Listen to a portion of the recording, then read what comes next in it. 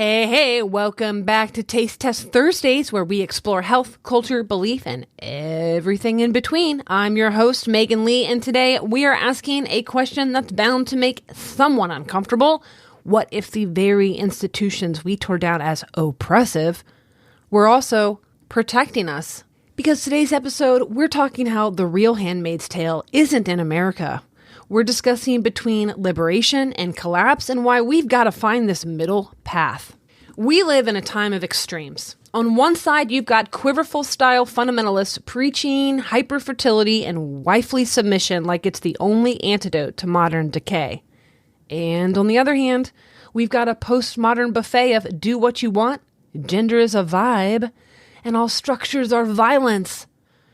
And if you're like me, having navigated the high-control religion pipeline, but also came out on the other side, you might be wondering, wait, does anyone believe in guardrails anymore?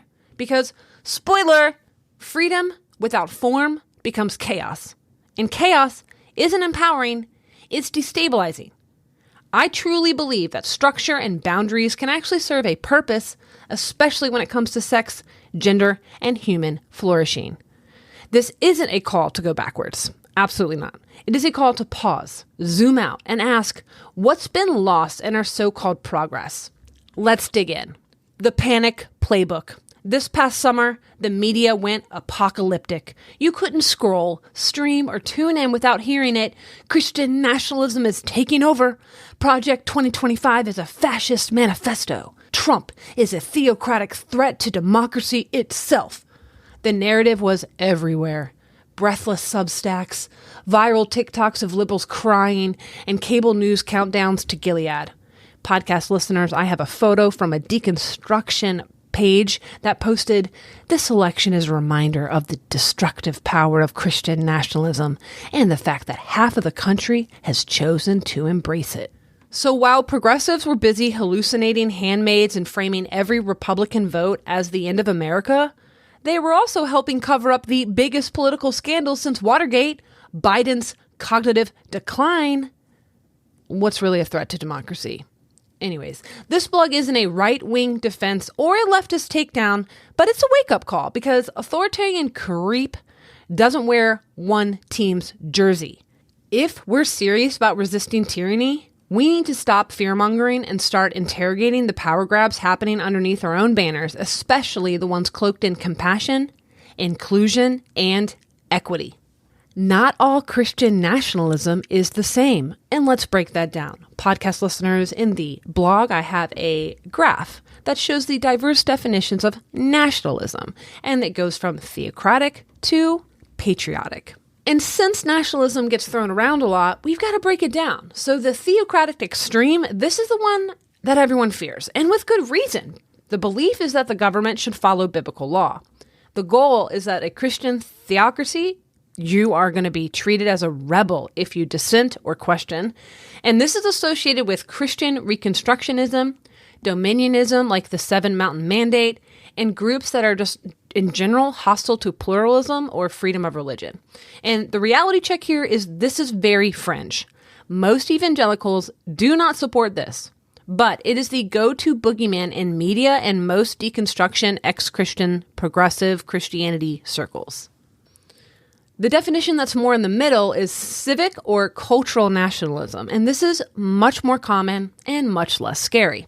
The belief is shared culture, language, customs, even religion can create unity. Goal, strong national identity and cohesion, not exclusion. And the reality check here is this is where most Christian nationalists actually land. They believe in the U.S. Christian roots and want to preserve these values, but not enforce a theocracy. And lastly, we have patriotism, which is often mislabeled as nationalism, and that's where it really gets absurd, because the belief is loving your country and its traditions. The goal is having a moral, thriving republic. And the reality is critics lump this in with extremism to discredit conservatives, centrist, or people of faith. And why this matters? Well, if it's not obvious, lumping everyone from flag-waving moderates to dominionist hardliners into one Christian nationalist category will fuel moral panic. It shuts down real dialogue and replaces nuance with hysteria. because you can love your country, value strong families, want morality in public life without wanting a theocracy. So I want to define a few more terms that critics often confuse. Dominionism is a fringe movement pushing for Christian control of civic life. It does exist, but it is for sure not mainstream. Quiverfull is an ultra niche belief in having as many kids as possible for religious reasons. This is also rare and extreme. You may have heard of the Quiverfull from documentaries like Shiny Happy People, which focuses more on the Duggars, and IBLP, which again, this is rooted in very fringe theology. What it isn't? Pronatalism. This is a global concern over falling birth rates, and it's not just a religious thing. Conservative feminism. Belief in empowerment through family and tradition. Dismissing it as brainwashing is actually anti-feminist. And 3, family values. Often demonized, but for many, it just means prioritizing marriage, kids, and legacy. Not all traditionalism is fascism, and not all progressivism is actual liberation. Next up is Hillary's Handmaid moment. What advice do you have for the first female president of the United States? Well, first of all, don't be a handmaiden to the patriarchy, which kind of eliminates every woman on the other side of the aisle, except for very few. Lisa Murkowski. Liz Cheney. Yeah, there's a few.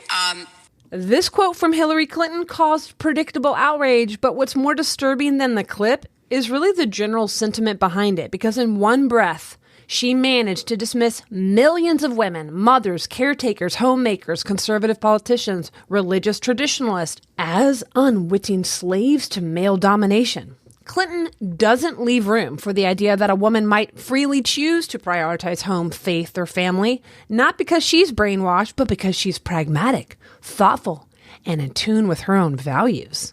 To Clinton, there's only one type of woman in politics: the woman who governs like Hillary Clinton.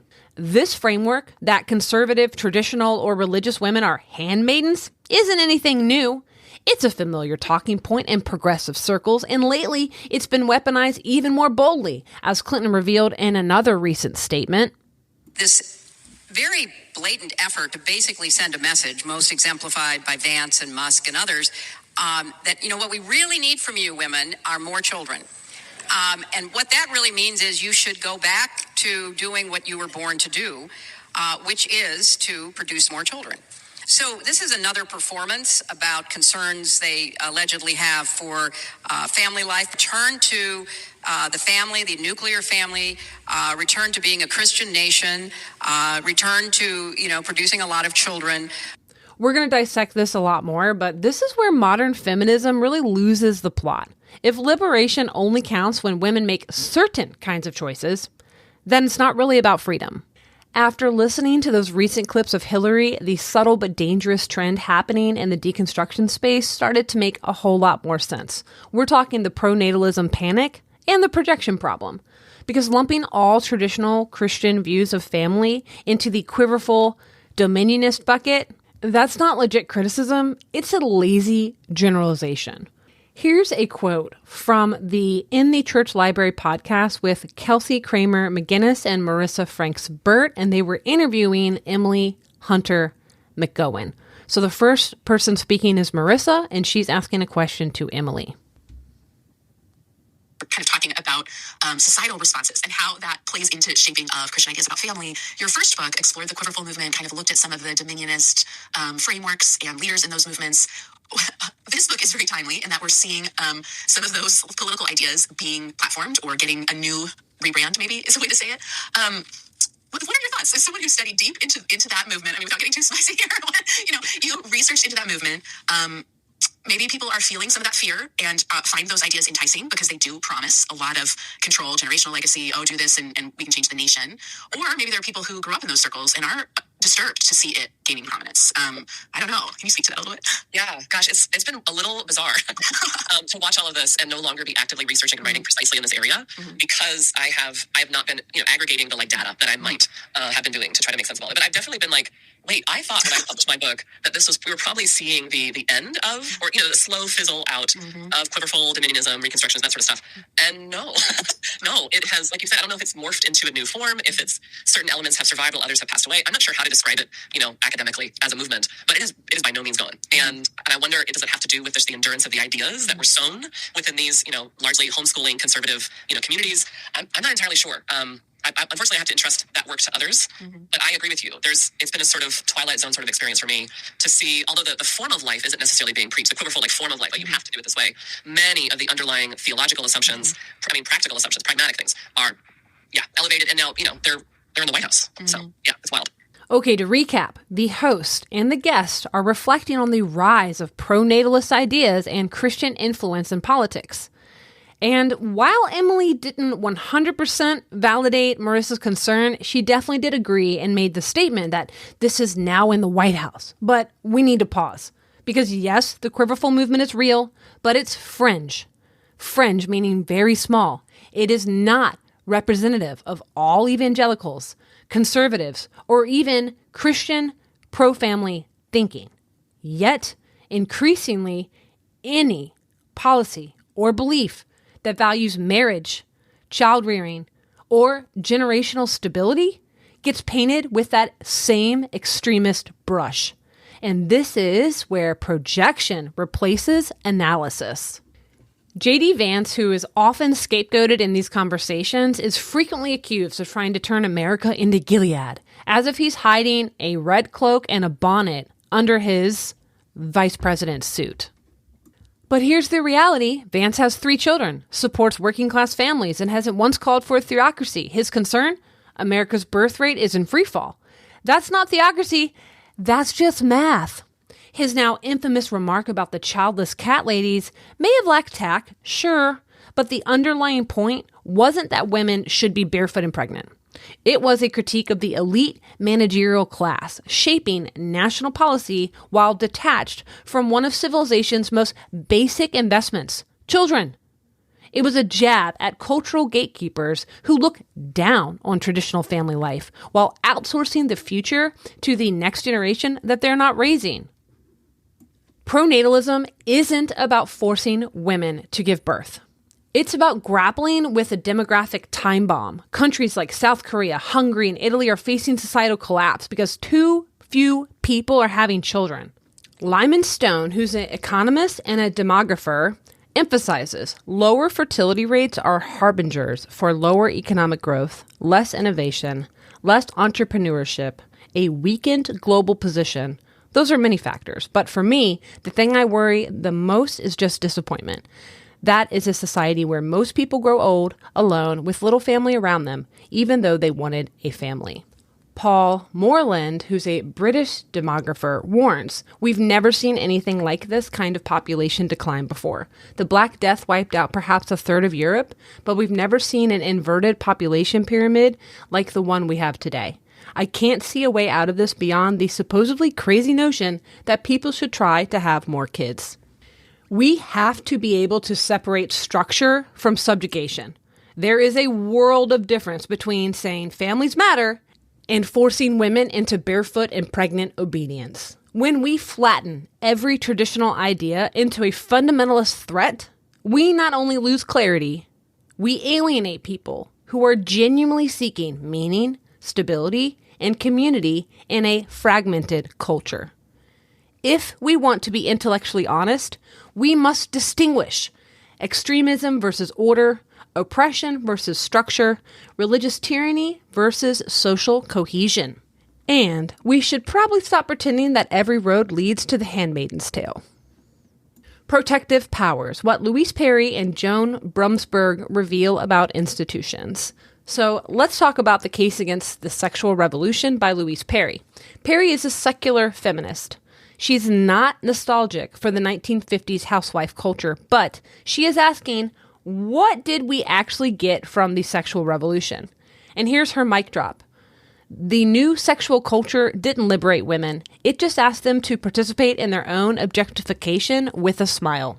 We built an entire culture around the idea that as long as it's consensual, it's empowering. But Perry argues that consent without wisdom, without boundaries, and without institutional protection, leaves women wide open to harm. She points to porn culture, casual hookups, and the normalization of sexual aggression and coercion in dating. These are not signs of liberation. They're signs of a society that has privatized female suffering and has just told us to smile through it. Perry does not say go full trad wife, but she does say that maybe marriage, sexual restraint, and even modesty functioned as protective constraints, not just patriarchal tools of oppression. We traded one form of pressure, be pure, stay home, for another, be hot, work hard, never need a man. Neither version asked what women actually want. Now let's flip over to The Body Project by Joan Jacobs Broomberg. This book blew my mind. She traces how, a century ago, girls were taught to cultivate inner character, honesty, kindness, and self-control. But by the late 20th century, that inner moral development had been replaced by bodily self-surveillance, thigh gaps, clear skin, flat stomachs. Girls now focus on looking good, not being good. She writes, the body has become the primary expression of self for teenage girls. So think about that. We went from teaching virtue to teaching girls how to market themselves. We told them they were free and then handed them Instagram and said, good luck. So again, maybe some of those oppressive structures were actually serving as cultural scaffolding. Not perfect, not painless, but they gave young people, especially girls, a script that wasn't just be hot, be available, and don't catch feelings. Broomberg isn't saying go back to corsets and courtship, but she is saying we've lost our moral imagination. We gave up teaching self-restraint and purpose and replaced it with branding, with body projects. And now we wonder why depression and anxiety are through the roof. And we dive deeper into these two subjects, from diary entries to digital screens and Consent Isn't Enough, the harsh truth about sex work, both linked in the show notes. Please check those episodes out, and I'd love to hear your thoughts. So why the fear feels real and why it's still misguided. So look, I get it. I've spoken about my concerns and experience within fundamentalist cult in season 2, breaking down the power play, women's suffrage, Christian patriarchy, and trad wife propaganda, and that's back in August of 2024. If you've escaped religious trauma, purity culture, or spiritual abuse, the sight of a political figure talking about motherhood as a virtue can feel like a threat. I get that. Your nervous system registers it as a return to oppression. The media confirms your panic. And suddenly, a call for demographic survival starts sounding like a demand for forced birth. But your trauma doesn't make every policy that triggers you authoritarian. It just means you need to slow down and check the data. Because, ironically, the real threats to body autonomy and family structure, they might not be coming from traditionalists at all. The progressive power grab you're not supposed to question. So another frustrating comment made by Kelsey Kramer McGinnis on that podcast episode we were talking about. Yeah. And I think it also invites us to a little bit decenter the nuclear family from the life of our communities. One thing that we came across a lot, because we were reading Christian parenting books from like the 70s and early 80s, which is like prime time for panic about attacks on the nuclear family. And it's, history repeats. We see that still, right? That has not ended. But there's a lot of writing from authors who are just convinced that there is this attack on the nuclear family. And hidden under that panic is this idea that parental control is being undermined, that parental authority and control in the household is ultimate, and that there are forces that are trying to break that down and invade in some way. But so here she is dismissing concerns about attack on nuclear families as mere panic. And here's the thing, Kelsey. This fear isn't fabricated, and it's not fringe. It's rooted in observable cultural trends and policy shifts. You can't just wave it away with a smug academic detachment. Whether you support traditional family structure or not, which I thought you would, even as a progressive Christian, the erosion of it has real consequences, especially for children, the most innocent in all society, social stability, and intergenerational resilience. Calling that out isn't fear-mongering. It is an invitation to discuss stakes honestly. And let's set the record straight. The desire to shape culture, laws, and education systems is not just the sole domain of religious conservatives. Dominionist Christians aren't the only ones with blueprints for a theocratic society. Progressive activists also seek to remake the world in their image, one institution at a time. And this isn't just right-wing whataboutism. It is an honest observation about how ideological movements, regardless of political lean, operate when they gain influence. And let's take a look at what this looks like on both ends of the spectrum.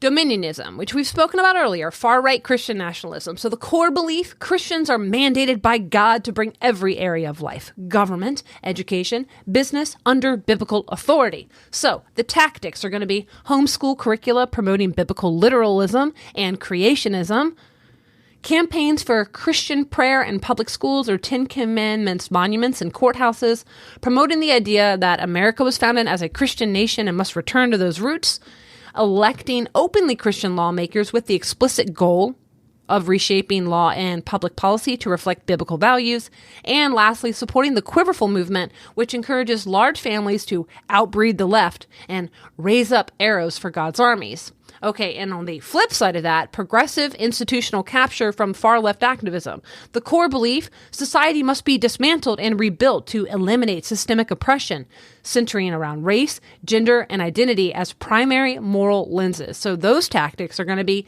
embedding DEI, diversity, equity, and inclusion frameworks into public schools, universities, and corporate policy. And we've talked about the institutional capture and the ideological capture of the mental health industry in a recent episode that I'll link in the show notes. Redefining gender and sex in school curriculum while often sidelining parental input or community values. That's the, 80-20 issue in America right now, where most of us do not want biological boys in women's sports. So that's ignoring community values. Elevating lived experience, my truth, over objective standards in hiring, curriculum, design, and academic research. Weaponizing social media and institutional policies to punish dissenting views, labeling them as harmful, unsafe, or hateful. Or, for example, how the DOJ was weaponized against those who were involved in January 6th, which is why they all got a full pardon. Using activist lingo to obscure government overreach, gender-affirming care, versus irreversible medical intervention for minors that can mutilate them or sterilize them. Let's talk about their shared behaviors, because it's a race to capture institutions. And despite their stark differences in values, both dominionist and far-left activists behave in eerily similar ways, if you weren't picking up what I was putting down already. They seek cultural dominance through school, law, media, and public policy. They view their moral framework not as just legitimate, but necessary for a just society. They suppress dissent by pathologizing disagreement, branding critics as anti-Christian, bigoted, transphobic, groomers, or domestic extremist. The battleground is no longer just at the ballot box. It is in the school board meeting. It is state legislator. It is the HR department, the university curriculum, even the TikTok algorithm. And this leads me to some very scary recent policies we've seen put up by the far left. So we have Colorado HB 25-1312, the Kelly Loving Act. Signed in May of 2025, this law expands protections for transgender individuals. Fine on the surface, sure, but here's the fine print. It redefines coercive control to include misgendering and dead naming. So when parents dead name their child, meaning calling them the name that they were given when they were born, misgendering them, calling them their biological sex, it can actually result in custody cases where a parent might refuse to affirm this, could be now framed as abusive, even if that child is a minor in the midst of rapid onset gender dysphoria. Is this protecting kids? I don't frickin' think so. It's using identity to override parental rights. So this is a legitimate concern that Christians in Colorado should be having. We have Washington State, HB 1296. So this bill guts the Parental Bill of Rights, which was approved by voters via the Initiative 2881. So this eliminates mandatory parental access to child's health records, including mental health, enshrines gender identity and sexual orientation in the new Student Bill of Rights, and allows state-level monitoring of school boards that don't comply. And the cherry on top, it was passed with an emergency clause so it would take effect immediately bypassing normal legislative scrutiny. Dude, the emergency clause, that's what happens like with the pandemic stuff. That is no joke. And that's scary in every state. But this is not just some abstract culture war, okay? These are real past laws, passed in real states, stripping real parents of their authority based in the gender ideology cult. So, Kelsey, take that when you threaten Christians for being caught up in moral panic about fear of loss of parental rights. Hard stop. Hard stop. A Marxist framework masquerading as compassion. Some of these changes echo critical theory more than constitutional liberty. Historically, Marxist and Maoist ideologies viewed the family unit as an oppressive structure that needed dismantling. Parental authority was often seen as an extension of capitalist control, and in its place, state-affirmed loyalty, re-education, and ideological uniformity.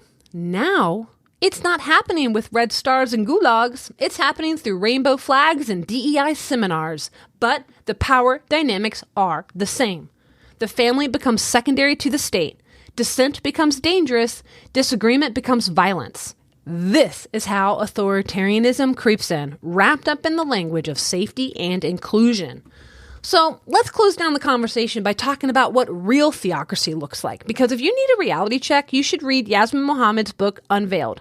She was raised in a fundamentalist Muslim home where women had no autonomy, no basic rights, and no freedom. She was forced into a hijab at age 9, married off to an Al-Qaeda operative, and beaten for asking questions. You know, women cannot see a doctor without a male guardian. They're forced to cover every inch of their bodies and denied access to education or even the right to drive. So that is theocracy. That is true oppression.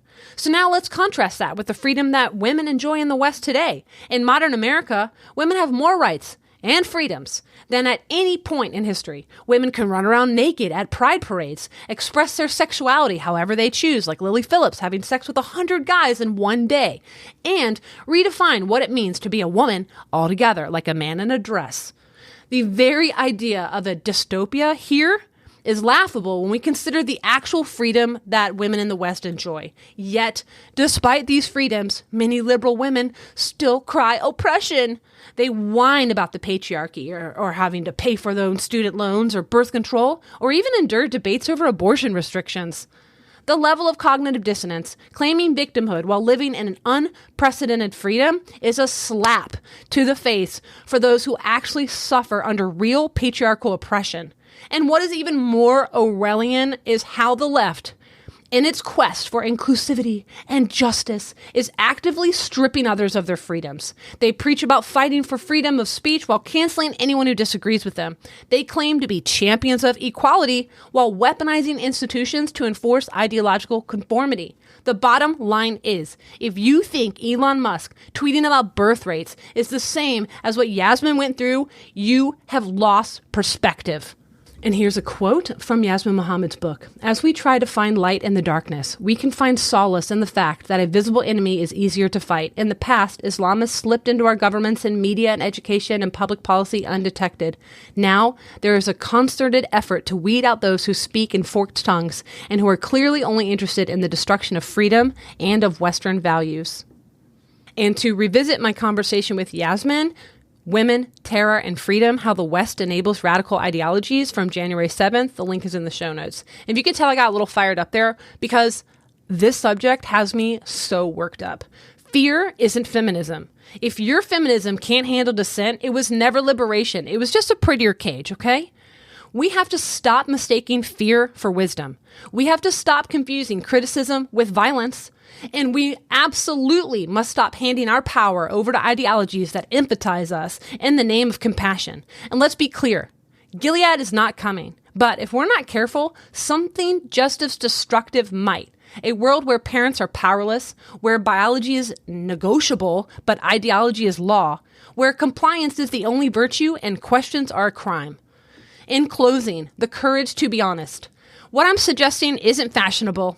It doesn't fit neatly into a progressive or even a conservative box, but I am tired of those boxes. I'm about to cry. I've lived in Portland, Oregon's secular utopia and inside a high-control religious environment. I have seen how each side distorts truth in the name of freedom or righteousness. But what if true liberation is found in the tension between these two? The most revolutionary thing we can do today is refuse to become an extremist. Not because we're afraid, not because we're fence sitters, but because we believe there's a better way.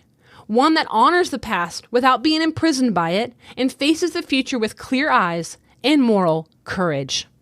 And that's all I have for you today, folks. Thanks for taking the time to listen. And as always, maintain your curiosity, embrace skepticism, and keep tuning in. Have a good week.